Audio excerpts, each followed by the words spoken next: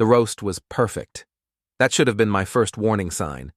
I'm Pierce Eldrow, 41 years old, structural engineer by trade, which means I spend my days calculating load-bearing capacities and stress fractures. Tonight, I was about to discover that marriages have breaking points too, and mine was sitting right across from me, glowing like she'd swallowed a light bulb. Everyone! Everyone! Fina tapped her wine glass with her fork, the crystal ringing through our dining room like a dinner bell. I have the most wonderful announcement. Our guests, her parents, my sister Maddie, our neighbors the Kowalskis, and her new department head, Dr. Miles Kutter, all turned expectant faces toward my wife. Even our 15-year-old son Asher looked up from his phone, which was practically a miracle in itself. Fina stood, smoothing down her emerald dress, the one she'd bought last month during what she called her retail therapy phase. Her dark hair cascaded over her shoulders in waves that had taken 2 hours at the salon yesterday. She looked radiant, beautiful, and absolutely terrifying. Pierce and I, she began, reaching for my hand across the table, are going to have another baby! The room erupted. Her mother, Mrs. Mancuso, shrieked with joy. Her father started clapping. Maddie's eyebrows shot up to her hairline. The Kowalskis began offering congratulations, and Dr. Kutter, tall, athletic, with the kind of smile that belonged in toothpaste commercials, raised his glass in a toast. To new beginnings, he declared, his voice carrying that smooth confidence that had probably charmed half the HR department where he and Fina worked. Everyone was looking at me, waiting for the proud father routine. I kept smiling, feeling like my face might crack from the effort. My mind was doing what it always did in crisis situations, calculating, measuring, finding the structural weakness in the story I'd just been told. Isn't it wonderful, Pierce? Fina squeezed my hand, her grip just a little too tight. We've been trying for months. That was interesting. We hadn't been trying for anything except to avoid each other in the hallway. But I nodded, playing my part in whatever performance this was supposed to be. Should we tell them I had a vasectomy 3 years ago? The words came out so quietly, so conversationally, that for a moment I wasn't sure I'd actually spoken them aloud, but the sudden silence that fell over the table told me I had. Mrs. Mancuso's wine glass stopped halfway to her lips. Mr. Mancuso's clapping died mid-applause. The Kowalskis looked like they'd been flash-frozen. Dr. Kutter's perfect smile flickered like a candle in the wind. Fina laughed, but it sounded like breaking glass. Pierce, honey, what are you talking about? You're being silly. I pulled out my phone, opened the folder I'd labeled medical records months ago when I'd first started noticing things. Little things, like how she'd started working late every Tuesday and Thursday. How she'd bought new lingerie but never wore it around me. How our joint credit card showed charges at restaurants I'd never been to. Dr. Martinez's office, I said, scrolling through the documents. March 15th, 3 years ago. Outpatient procedure. Full recovery within a week. Follow-up appointment showed complete success. I looked up at the table full of frozen faces. I kept all the paperwork. You know how I am about documentation. Fina's face had gone pale beneath her makeup. Pierce, this isn't the time. Actually, I think this is exactly the time. I stood up, my chair scraping against the hardwood floor. Because if we're celebrating new life, shouldn't we at least acknowledge the miracle we're dealing with here? I mean, what are the odds? Dr. Kutter cleared his throat. Perhaps there was a medical error? These procedures can sometimes fail? I turned to him, noting how his hand had moved protectively to his wine glass, like he needed something to hold on to. That's what I thought too. So I called Dr. Martinez last week, had him run the tests again. Still shooting blanks, I'm afraid. Asher was staring at me with wide eyes. Maddie had her phone out, probably recording everything. The Kowalskis were looking at each other like they were trying to telepathically agree on an exit strategy. Pierce, Fina said, her voice taking on that tone she used when she was trying to manage a difficult employee. You're embarrassing yourself. And me? And our guests? Am I? I sat back down, suddenly feeling calmer than I had in months. Because I was thinking this might be the most honest conversation we've had in years. Mrs. Mancuso finally found her voice. There must be some explanation. Oh, there is. I looked directly at Fina, whose face had shifted from pale to flushed. The question is whether we want to discuss it over dessert or wait for the paternity test. Fina's chair toppled backward as she stood up abruptly. I don't have to listen to this. No, I agreed. You don't. But everyone else seems pretty interested. She stormed toward the kitchen, her heels clicking against the tile like gunshots.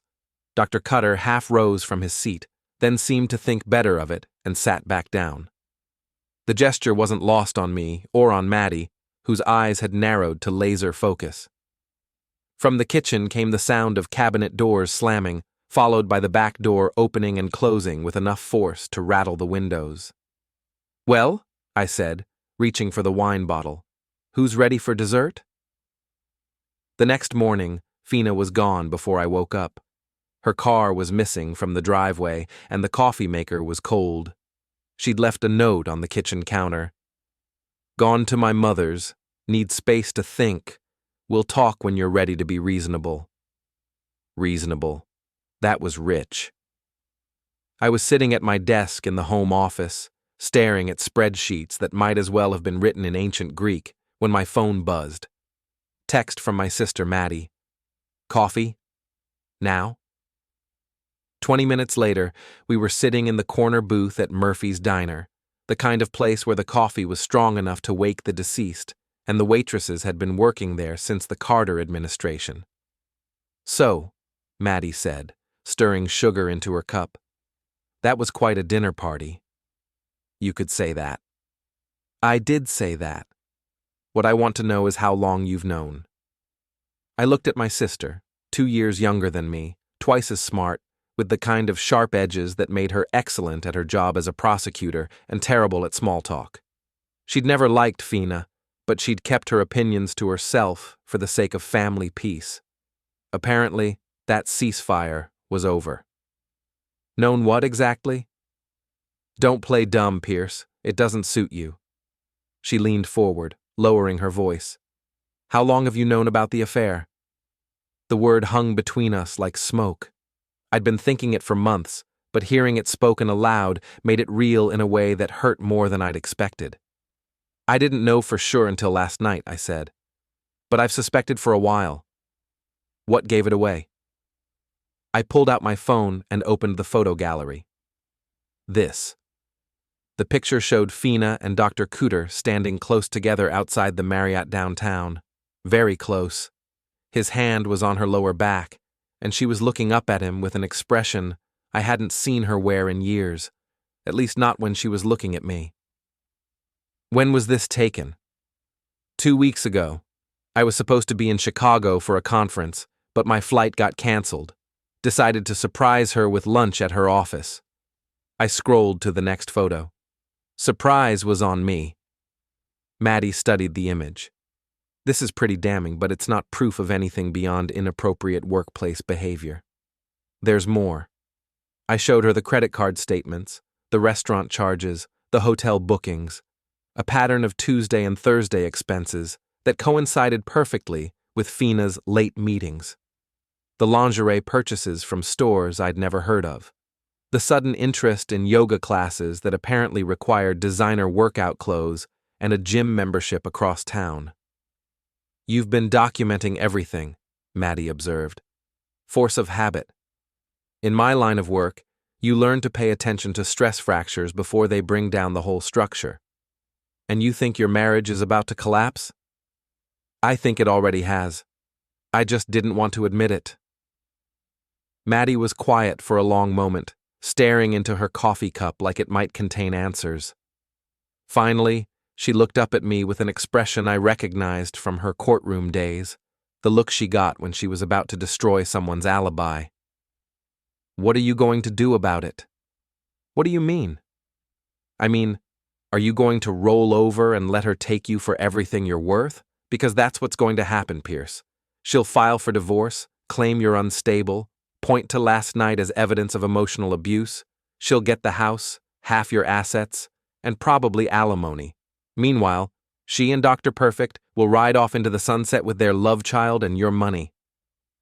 The scenario she painted was so plausible it made my stomach turn. Fina was smart, manipulative, and she knew exactly how to play the victim when it suited her purposes. She'd probably already called her lawyer. What choice do I have? You fight back. Maddie's voice was steel. But you do it smart. You document everything. You stay one step ahead, and you make sure that when this is over, everyone knows exactly who she really is. That sounds like revenge. No, that sounds like justice. Revenge would be burning her car. Justice is making sure she faces consequences for her choices. I thought about that distinction as I drove home. The house felt different when I walked in. Bigger, emptier, like something essential had been removed. I wandered through the rooms, seeing them with new eyes. The living room where we'd hosted dinner parties. The kitchen where we'd argued about grocery lists and vacation plans. The bedroom where we'd slept back to back for months. An invisible wall between us that had grown higher every night. My phone buzzed. Text from Fina. I'm staying at my mother's tonight. We need to talk, but not while you're acting crazy. Acting crazy. Right. I was about to type a response when another message came through, this one from a number I didn't recognize. Pierce, this is Eric Kowalski. Can we talk? I have something you need to see.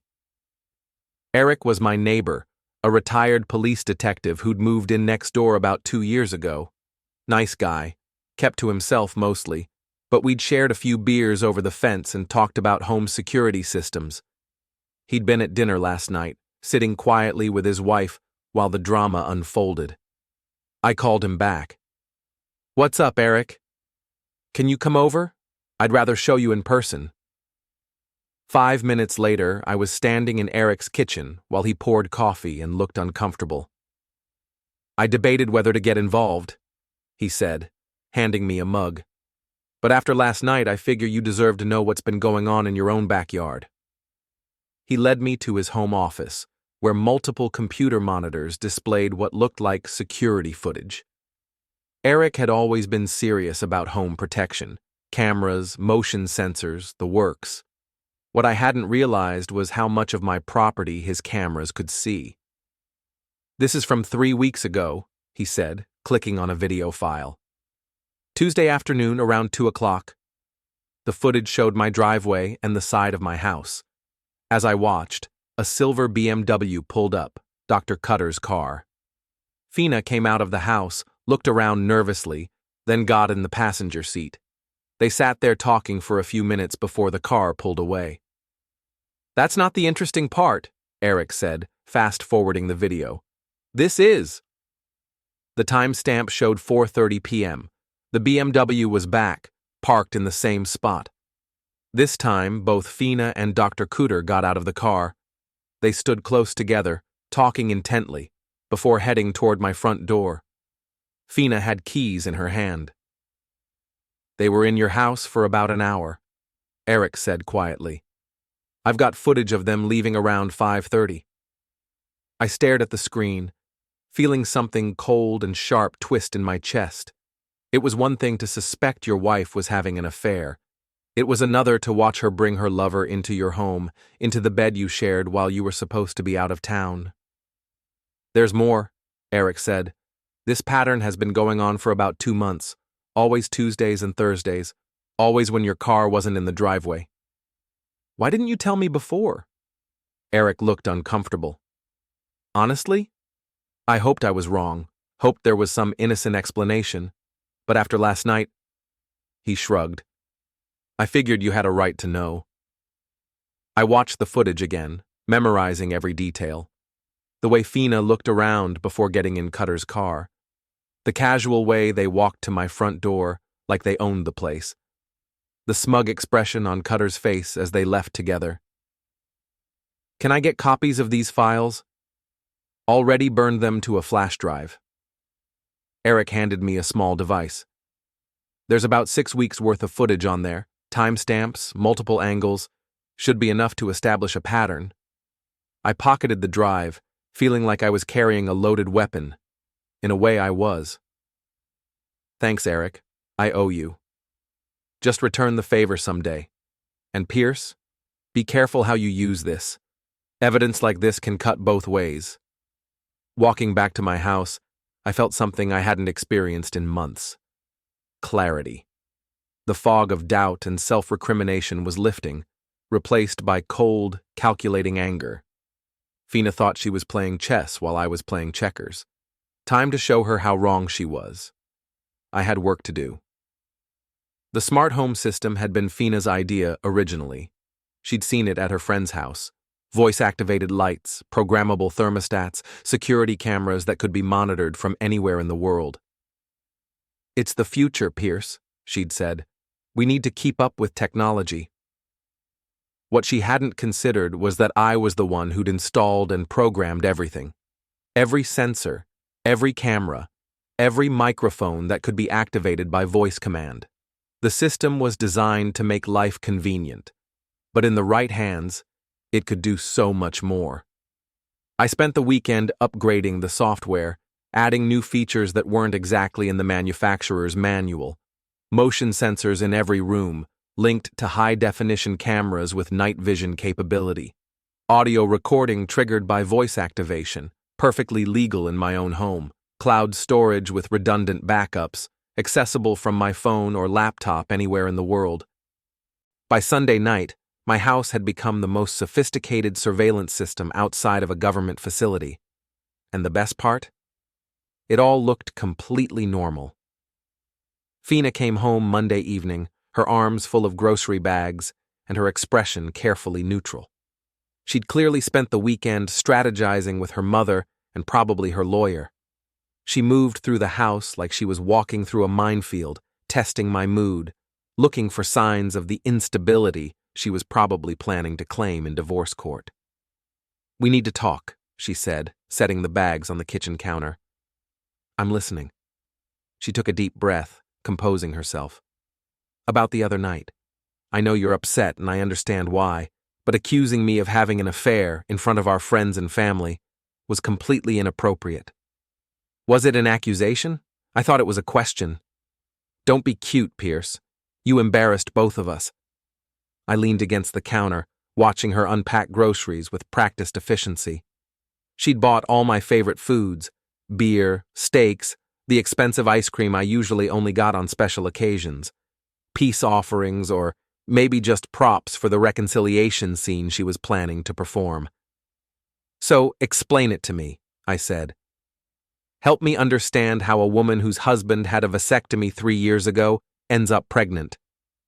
Procedures fail sometimes. You know that? I called Dr. Martinez, had the tests redone last week. That stopped her cold. She turned to face me, her expression shifting from conciliatory to something harder. You what? Sperm count, 0. Motility, 0. The procedure was completely successful. I pulled out my phone, opened the email from the doctor's office. Want to see the results? She stared at me for a long moment, and I could almost see the wheels turning behind her eyes. She was recalculating, trying to figure out how much I knew and how much I was guessing. There has to be some mistake, she said finally. Yeah, there was. I made it when I trusted you. That night, she slept in the guest room. She claimed it was because she didn't want to disturb me. She'd been having trouble sleeping lately, probably stress from the pregnancy. But I knew the real reason. She was afraid of what else I might say, what other uncomfortable truths I might decide to share in the dark. The next morning, she left for work early. I watched from the bedroom window as she backed out of the driveway, her phone already pressed to her ear. Calling Kutter, probably, or maybe her lawyer. It didn't matter. Whatever she was planning, I'd be ready. At 10 a.m., my phone chimed with a motion alert from the home security system. Someone was in the driveway. I opened the app and watched as a silver BMW pulled up to the house. Dr. Kutter got out of the car, looked around nervously, then walked to the front door. He had a key. I wasn't home. I was sitting in my office downtown, watching everything unfold on my phone screen. But every camera in the house was recording, every motion sensor was active, and every microphone was listening. Kutter let himself in through the front door, moving through the house like he owned it. He went straight to the kitchen, opened the refrigerator, helped himself to a beer. My beer. Then he settled into my recliner in the living room and turned on the TV. The arrogance was breathtaking. This man was sitting in my chair, drinking my beer, in the house I'd worked 15 years to pay for, waiting for my wife to come home so they could continue their affair in my bed. At 11:30, another motion alert. Fina's car in the driveway. She came through the front door calling his name. "Miles? Are you here?" "In the living room," he called back. I watched them embrace in my hallway, watched him kiss her with the kind of passion she hadn't shown me in years. They talked quietly for a few minutes. I couldn't make out the words, but their body language was clear. They were worried about something. Probably me. Then they went upstairs to the master bedroom. I closed the app. I'd seen enough. That evening, Fina came home with takeout from our favorite restaurant, another peace offering. She seemed relaxed, almost cheerful, like whatever conversation she'd had with Kutter had resolved her concerns. "I made a doctor's appointment," she announced over dinner. "Next week. We can get an ultrasound, find out how far along I am." "That's a great idea," I said. "Very scientific approach." She smiled, probably thinking she'd won some kind of victory. Poor Fina. She had no idea the game had already changed. After dinner, I retreated to my home office and began planning. I had evidence now. Video, timestamps, a clear pattern of deception. But evidence was just the beginning. What I needed was the perfect opportunity to use it. I opened my laptop and started typing invitations. "You're cordially invited to celebrate Pierce and Fina Eldrow's 15th wedding anniversary. Join us for an evening of memories, good food, and surprises you'll never forget." The party would be next Saturday night. I'd invite everyone who'd been at the dinner party, plus a few additional guests. Fina's co-workers from the HR department, some of our old friends from college, the neighbors. Dr. Kutter, of course. I'd make sure to mention that we were hoping to strengthen our professional relationships with Fina's colleagues. It would be the social event of the season. Everyone would be there to witness what I had planned. I hit send on the first invitation and smiled. The house always wins, but sometimes you have to stack the deck first. The anniversary party was Fina's worst nightmare disguised as her dream come true. She'd always loved entertaining, loved being the center of attention at social gatherings. When I told her about the party, her eyes lit up like Christmas morning. She spent the entire week preparing, buying a new dress, getting her hair done, planning the menu with obsessive detail. "This is exactly what we need," she said, arranging flowers in the living room. "A chance to show everyone that we're stronger than ever." I nodded and smiled, playing the part of the devoted husband planning a romantic celebration. Meanwhile, I was making my own preparations. The house's surveillance system was running perfectly, with backup recordings stored in 3 different cloud services. I'd prepared a special slideshow for the evening's entertainment, a collection of family memories that would tell a very different story than the one Fina was expecting. Saturday evening arrived with perfect weather. The guests began arriving at 7, filling our house with conversation and laughter.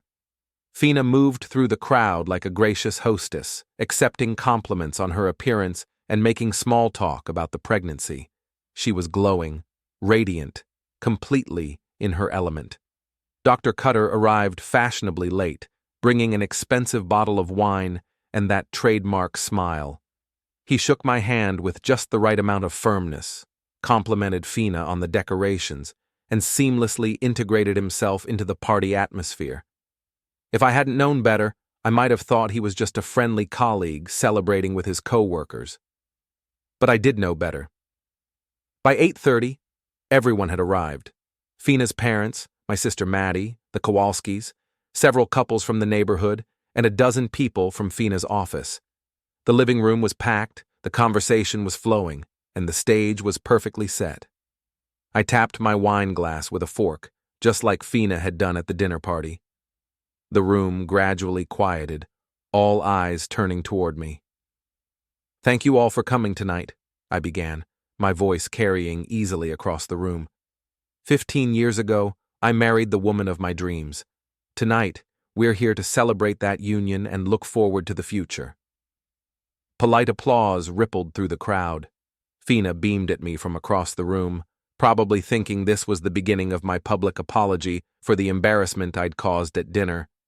"Marriage is built on trust," I continued, "on honesty, on the belief that the person you've chosen to share your life with will always have your best interests at heart." More nods, more smiles. Dr. Kutter was standing near the kitchen doorway, wine glass in hand, looking completely relaxed. "So, when Fina announced she was pregnant last week, I was thrilled. A new baby, a new chapter in our lives together. Of course, I was a little surprised, given some medical realities we've had to face." The room was completely quiet now. Fina's smile had become fixed, artificial. But as I've learned recently, life is full of surprises. Sometimes the people closest to us aren't who we think they are. I picked up the remote control for the living room's large-screen TV. I thought tonight would be the perfect opportunity to share some recent memories with all of you. A little slideshow of life in the Eldrow household.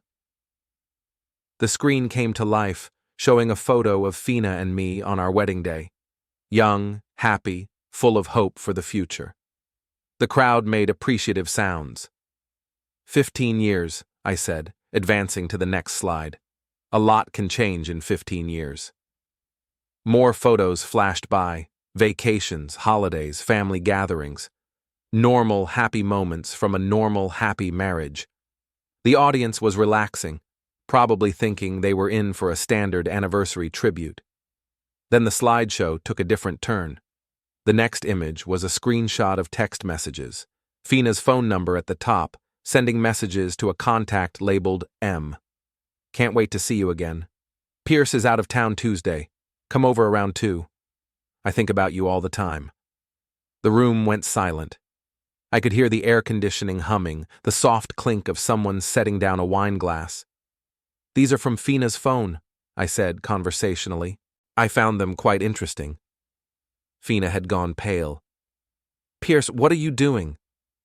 "Sharing memories, just like we planned."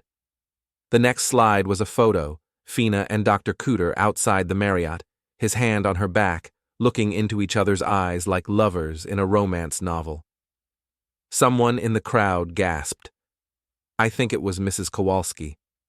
"This was taken 2 weeks ago," I said, "during one of Fina's late meetings at the office." Dr. Kutter had set down his wine glass and was edging toward the front door. But there were too many people between him and the exit, and everyone was staring at the screen now, transfixed by the slow-motion car crash they were witnessing.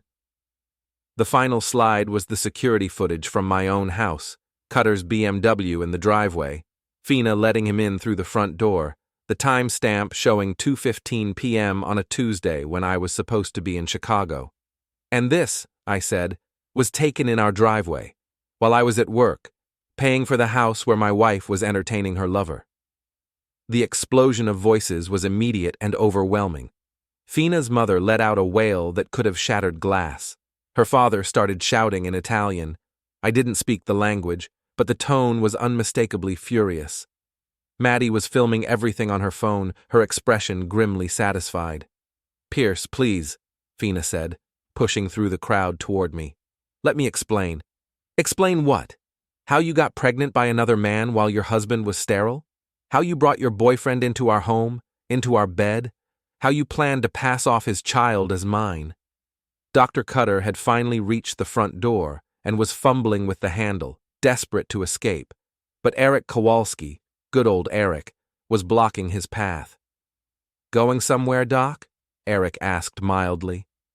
The crowd turned to stare at Kutter, who looked like a deer caught in headlights. His smooth confidence had evaporated, replaced by panic and shame. "This is a misunderstanding," he stammered. "Those photos, they're taken out of context." What context would make it appropriate to have an affair with a married woman? Maddie's voice cut through the noise like a blade. What context would make it okay to betray your friend and colleague? Mrs. Mancuso was crying now, great heaving sobs that shook her entire body. Mr. Mancuso had his arm around her, shooting looks of pure hatred at both Fina and Kutter. "Get out," he said, his voice barely controlled. "Both of you, get out of this house." "Dad, please," Fina started. "You're not my daughter," he said. "My daughter wouldn't do this to her family." The crowd was beginning to disperse, people grabbing coats and purses, eager to escape the wreckage of what had been a pleasant social gathering. But they weren't leaving quietly. I could hear fragments of conversation, voices filled with shock and judgment. "I can't believe she would—" "In their own home. That poor man. Did you see his face when—" Dr. Kutter finally managed to push past Eric and stumble out the front door. Through the window, I watched him practically run to his car, fumbling with his keys like a man being chased by demons. Fina stood in the middle of the living room, surrounded by the debris of her carefully constructed lies. Her beautiful dress, her perfect hair, her radiant glow, none of it could hide the truth anymore. "You planned this," she said, her voice hollow. "You planned all of this." "I documented it," I corrected. "You're the one who planned the affair." She looked around the room at the few remaining guests, mostly family members who were too stunned to leave immediately. Her parents, my sister, a couple of neighbors who were pretending to help clean up while obviously listening to every word. "I want a divorce," she said finally. "I figured you would. Your lawyer can call mine on Monday." She turned and walked upstairs, her heels clicking on the hardwood like gunshots. A few minutes later, I heard her moving around in the bedroom, packing clothes into suitcases. The house gradually emptied, leaving me alone with the aftermath. Dirty dishes, empty wine glasses, and the lingering scent of Fina's perfume, the same perfume she'd been wearing in those security camera recordings. My phone buzzed with a text from Maddie.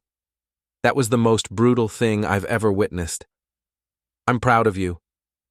Another message, this one from Eric. "If you need anything, we're next door. That took guts." And then, surprisingly, a text from an unknown number. "This is Janet Kutter, Miles's wife. Thank you for showing me who my husband really is. I'll be filing for divorce on Monday." I poured myself a scotch and sat in my recliner, the same chair where Kutter had made himself comfortable just days earlier.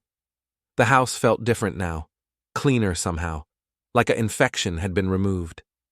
Upstairs, I could hear Fina's footsteps, the sound of drawers opening and closing, the zipper of a suitcase. She was packing her life into luggage, preparing to leave the home we'd built together. But she wasn't taking everything with her. She was leaving behind 15 years of lies, betrayal, and manipulation. She was leaving behind the illusion of the perfect marriage, the pretense of the devoted wife. Most importantly, she was leaving behind any claim to my sympathy, my forgiveness, or my money. The house always wins. Tonight, it had won decisively. 3 weeks after the anniversary party, Fina's lawyer called to arrange mediation.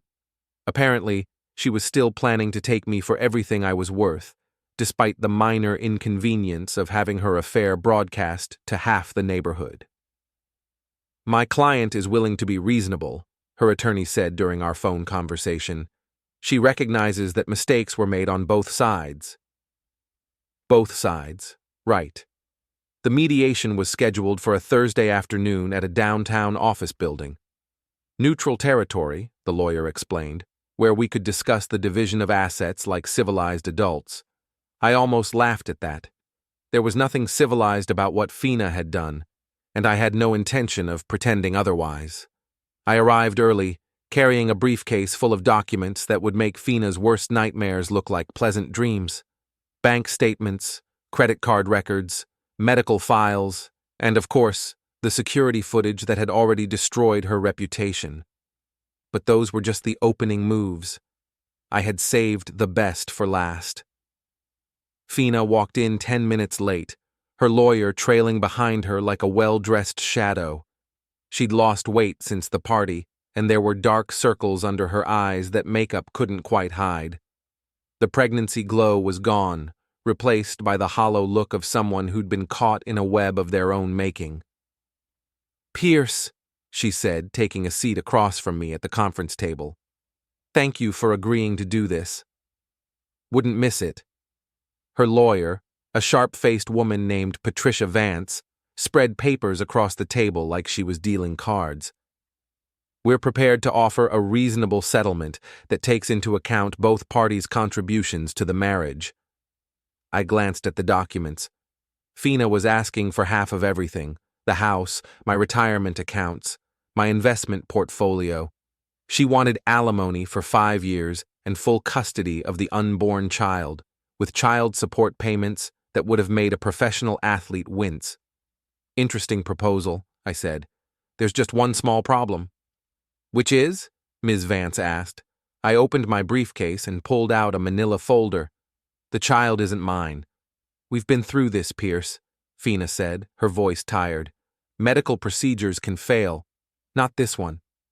I slid a document across the table. "That's a letter from Dr. Martinez, explaining in medical terms why it would be impossible for me to father a child. Complete blockage, 0 sperm count, no possibility of natural conception." Ms. Vance studied the letter, her expression growing more troubled by the second.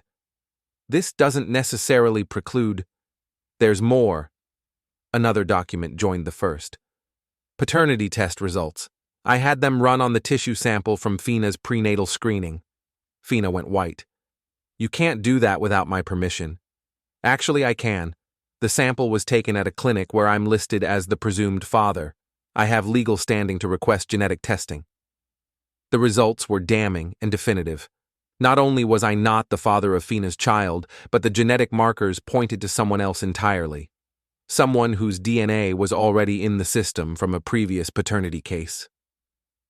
"The father," I said, watching Fina's face crumble, "is actually Brad Morrison. Remember Brad, your ex-boyfriend from college? The one who's been divorced twice for cheating on his wives?" Ms. Vance was frantically reading through the documents, probably trying to figure out how to salvage her client's case. Fina just sat there staring at the table like it might open up and swallow her. "It turns out," I continued, "that Dr. Kutter wasn't the only man Fina was seeing. Brad contacted me last week after he heard about our little anniversary celebration. Apparently, Fina had been visiting him every few weeks for the past 6 months. He thought he was the only one." "That's not true," Fina whispered. "DNA doesn't lie." I pulled out my phone and showed them a screenshot of text messages. "These are from Brad's phone. Want to read them out loud, or should I?" The messages were explicit, passionate, and completely damning. Fina had been juggling not just her marriage and her affair with Kutter, but a third relationship with her college boyfriend. She'd been playing all of us, spinning lies with the skill of a professional con artist. "So here's what's going to happen," I said, leaning back in my chair. "Fina gets nothing. No alimony, no property settlement, no child support. She can take her personal belongings and whatever money she had before we got married. Everything else stays with me." "That's completely unreasonable," Ms. Vance protested. "Even with these revelations, she's entitled to exactly what she brought to this marriage, which, as it turns out, was a talent for deception and a complete lack of moral character." Fina finally looked up at me, tears streaming down her face. "Pierce, please. I made mistakes, but we can work through this. We can go to counseling, we can—" "Work through what? The affair with Kutter? The affair with Brad? The lies about the pregnancy? The fact that you've been using our home as your personal brothel for months?" She flinched like I'd slapped her. "It wasn't like that." "What was it like? Enlighten me." She opened her mouth, then closed it again. What could she say? How do you explain away that level of betrayal, that depth of deception? Ms. Vance was gathering her papers, probably realizing that her client's case had just evaporated. We'll need time to review these documents. Take all the time you want, but the offer doesn't change. Fina walks away with nothing, or we go to court and she walks away with less than nothing. You can't do this, Fina said, her voice breaking. I have nowhere to go. You should have thought of that before you decided to turn our marriage into a soap opera. The mediation ended with Fina signing papers that gave her exactly what I'd promised. Nothing. She kept her personal belongings, her car, and whatever money was in her individual checking account. Everything else, including the house where she'd conducted her affairs, remained mine. As we left the building, she grabbed my arm in the parking garage. Pierce, wait, please. I turned to face her, seeing clearly for the first time in years who she really was. Not the woman I'd married, not the partner I'd trusted, but a stranger who'd been wearing my wife's face while systematically destroying everything we'd built together. What do you want, Fina? I want you to forgive me. I want us to find a way past this. There is no us anymore. There hasn't been for a long time. She was crying openly now, mascara running down her cheeks in black streams. I loved you. I still love you. No, you don't. You love what I represented. Security, stability, someone to pay the bills while you played games with other men. But you never loved me. I got in my car and drove away, leaving her standing alone in the parking garage with the wreckage of the life she'd thrown away. That evening, I sat in my living room with a glass of wine, looking at the photos on the mantelpiece. 15 years of marriage, reduced to a collection of images that now seemed like evidence from someone else's life. Tomorrow, I'd start taking them down, boxing them up, making room for whatever came next. My phone buzzed with a text from an unknown number. This is Brad Morrison. We need to talk. I deleted the message without responding. Whatever conversation he wanted to have was between him and Fina now. I was done being part of their drama. The house was quiet, peaceful in a way it hadn't been for months. No more lies, no more deception, no more pretending that everything was fine when it clearly wasn't. For the first time in years, I was exactly where I belonged. 6 months later, I was sitting on my back deck, watching the sunset paint the sky in shades of orange and purple. The house felt like home again. My space, my sanctuary, my rules. Fina had moved in with Brad Morrison, though according to the neighborhood gossip network, that relationship was already showing signs of strain. Apparently, being pregnant with one man's child while living with another created its own set of complications. Who could have predicted that? Dr. Kutter had been quietly transferred to another department, his career prospects dimmed by the scandal. His wife had taken him for everything he was worth in their divorce, which seemed like poetic justice to me. My son Asher had chosen to stay with me, which surprised everyone except Maddie. Kids aren't stupid, she'd said. They know who they can trust. The anniversary party had become legendary in our social circle, the kind of story that got better with each telling. I'd become something of a folk hero among my married male friends, though I wasn't sure that was entirely a good thing. My phone rang, interrupting my thoughts. Unknown number. Pierce, this is Janet Kutter, Miles's ex-wife.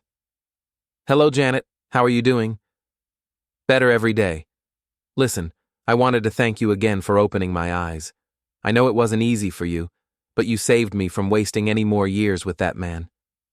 I'm glad something good came out of it. Actually, that's why I'm calling. I was wondering if you'd like to have dinner sometime. Nothing serious? Just two people who've been through similar experiences. I smiled, looking out at the garden Fina had planted but never maintained.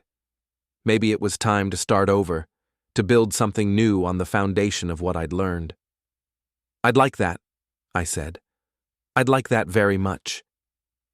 After I hung up, I raised my wine glass in a toast to the empty yard, to the house that had been my ally in the battle for truth, to the future that was finally mine to shape. The house always wins, and sometimes, if you're very lucky, you win with it.